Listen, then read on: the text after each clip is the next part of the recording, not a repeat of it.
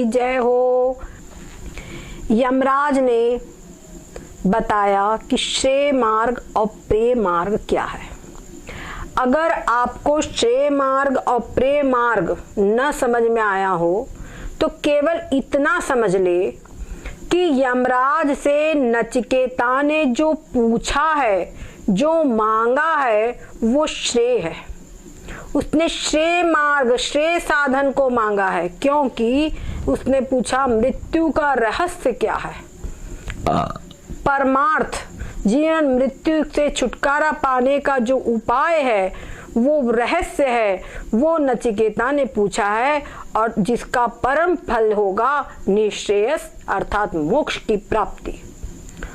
और उसके बदले में यमराज ने नचिकेता को जो सामान प्रस्तुत किए हैं कि तुम इनके बदले ये ले लो, ये ले लो, स्वर्ग की अप्सराएं ले लो, धरती पर रहने वाले नाती पोते पुत्र और खूब धरती आदि सब कुछ ऐश्वर्य ले लो, ये सब कुछ है प्रिय।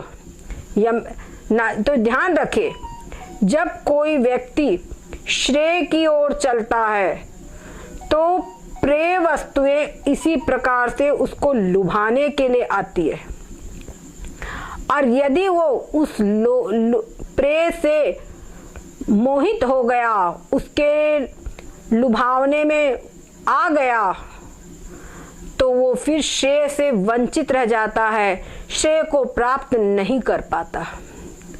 और इसके बदले यदि वो उन प्रिय वस्तु को ठुकरा देगा तो ही वो श्रेय वस्तु को प्राप्त कर पाएगा।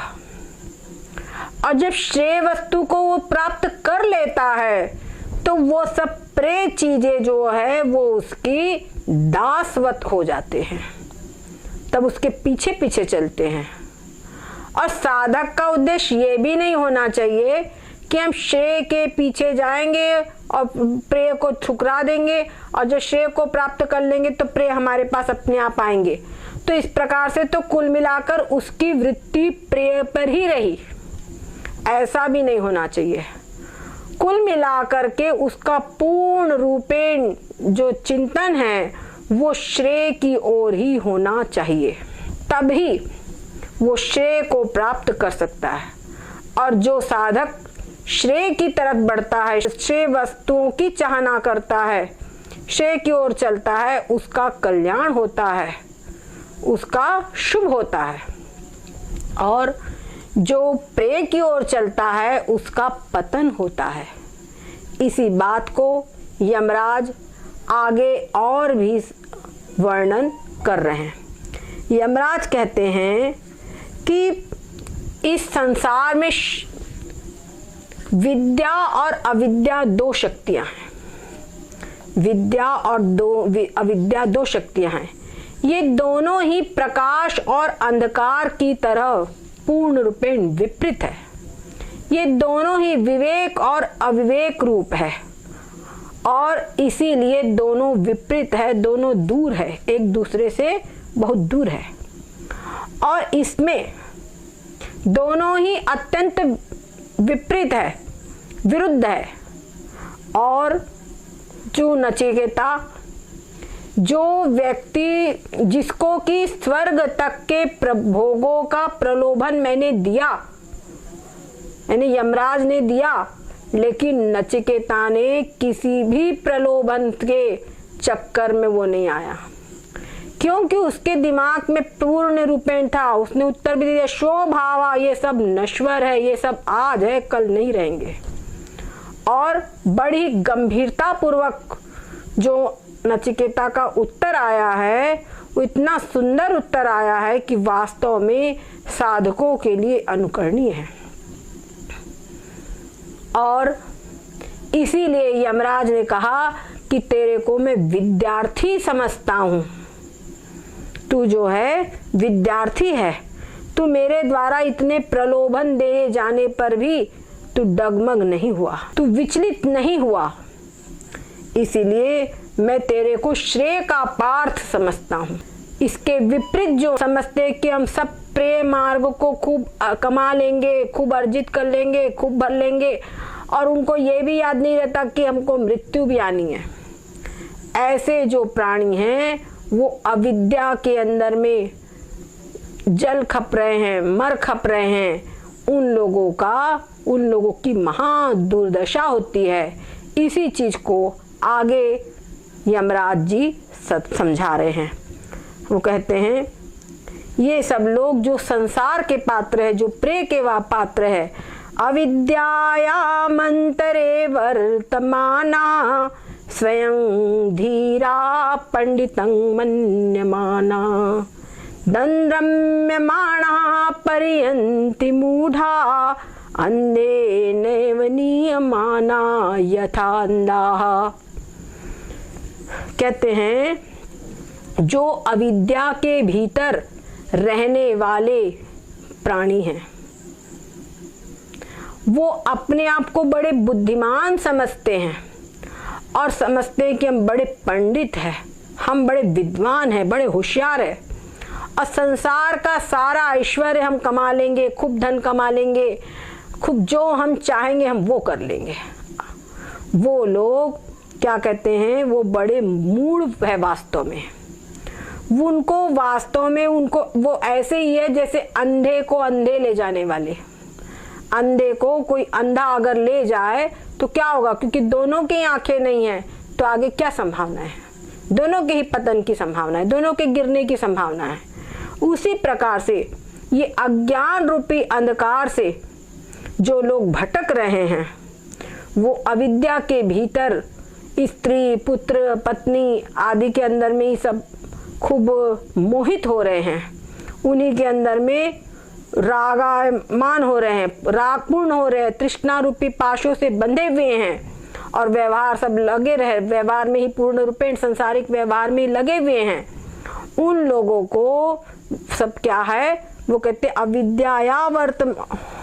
अविद्याया मंत्रे वर्तमाना, वो अपने आप को बड़े पंडित बड़े बुद्धिमान समझते हैं और दंद्रम्यमाणा पर्यन्ति मूढ़ा, वो अपने आप को बड़े शास्त्रों में कुशल विद्वान समझते, पंडित समझते हैं। उनकी स्थिति ऐसी है जैसे अंधे को कोई अंधे ले जाए। वे लोग अयं लोको नास्ति परितिमानि, वो समझते यही लोग जो कुछ है वही कुछ है, यही सब कुछ सत्य है, इससे परे और कोई लोक है ही नहीं, ऐसा मानते हैं।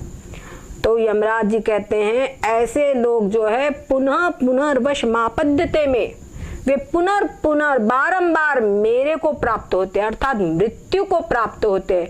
बार बार जन्मना, बार बार मरना, पुनरपि जननम पुनरपि मरणम पुनरपि जननी जठरे शयनम, इसी गति को वे प्राप्त होते हैं। इसीलिए जो संसार में रहने वाले प्राणी हैं वो अगर अपना कल्याण चाहते हैं तो वो प्रेय को न चयन करे, वे श्रेय को चयन करे। और ये बात हमेशा समझे कि इस लोक से ये जो संसार के सब पदार्थ दिख रहे हैं सब क्षण भंगुर है, जितनी देर दिखाई पड़ रहे हैं उतनी ही देर है, अर्थात कल्पित है, ये केवल प्रतीति मात्र को है। इसीलिए इनके अंदर में रमे न।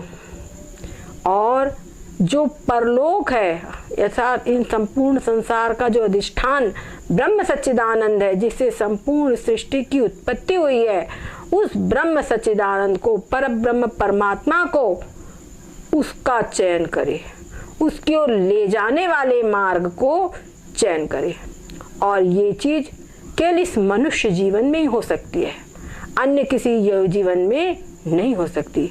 अगर ये कर लिया तो समझना कि हम बुद्धिमान हैं, और नहीं तो अंधे नैव माना यथा अंधा, जैसे अंधे के द्वारा अंधा ले जाए, अंधे को ले जाया जाए तो क्या होगा, दोनों ही मृत्यु को प्राप्त होंगे, वैसी ही स्थिति होगी।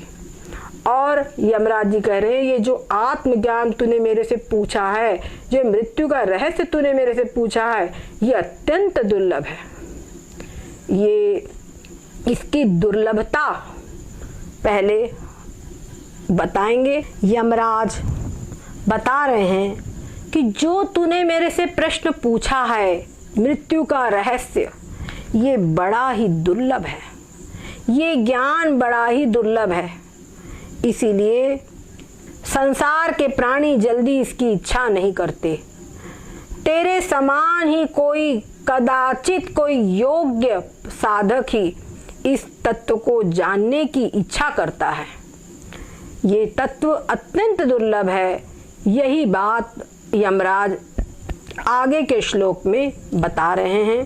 कहते हैं, श्रवणायापि बहुभिर्यो न लभ्य शृण्वन्तोऽपि बहवो यं न विद्युः आश्चर्यो वक्ता कुशलोऽस्य लब्धा आश्चर्यो ज्ञाता कुशलानुशिष्टः। क्या कहते हैं? श्रवणायापि बहुभिर्यो न लभ्य। ये जो आत्म तत्व है, ये जो मृत्यु का रहस्य तूने पूछा है, ये श्रवणायापि ने बहुतों को सुनने के लिए भी नहीं मिलता। जीवन में किसी को सुनने का भी सुअवसर नहीं प्राप्त होता, और किसी को सुनने का अवसर अगर प्राप्त हो भी जाता है तो कहते शृण्वन्तोऽपि बहवो यं न विद्युः। सुनने पर किसी को मिल जाता है तो सुनने पर भी लोग इसको जान नहीं पाते, इसको समझ नहीं पाते हैं, इसको पकड़ नहीं पाते हैं। क्या होता है? इसको पकड़ नहीं पाते। जो इस आत्म तत्व को पकड़ना, पकड़ नहीं पाते हैं। और कहते हैं आश्चर्य वक्ता कुशलों से लब्धा।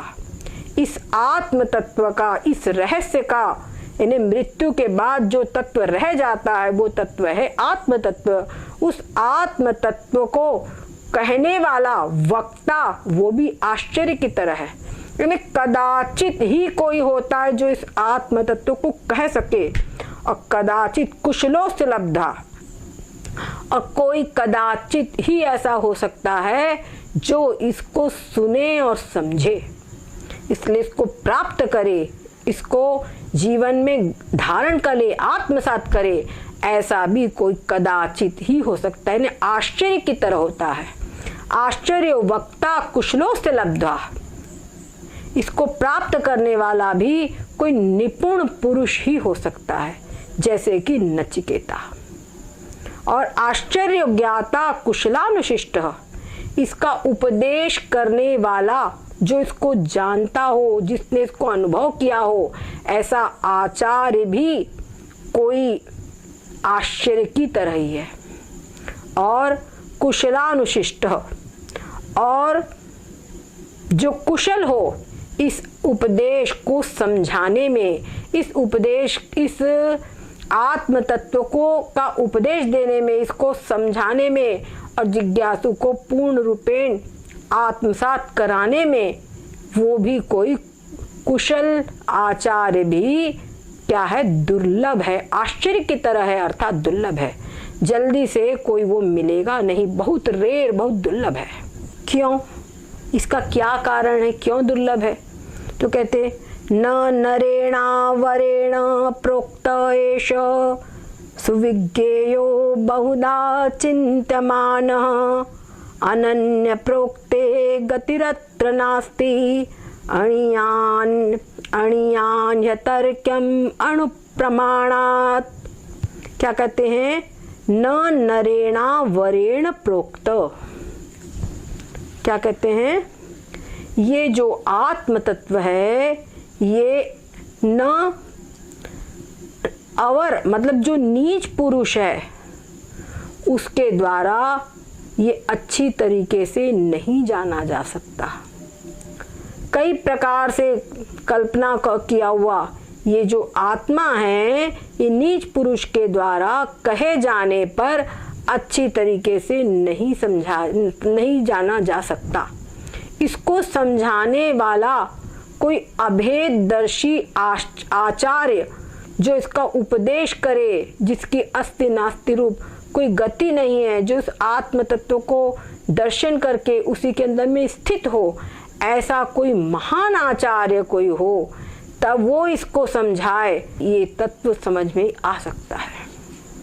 जरा विचार करें, हमारे यहाँ पर स्कूली विषयों में गणित है, बड़ा कठिन माना जाता है, और भी केमिस्ट्री है, ऑर्गेनिक केमिस्ट्री वगैरह कुछ सब्जेक्ट है, कठिन माने जाते हैं।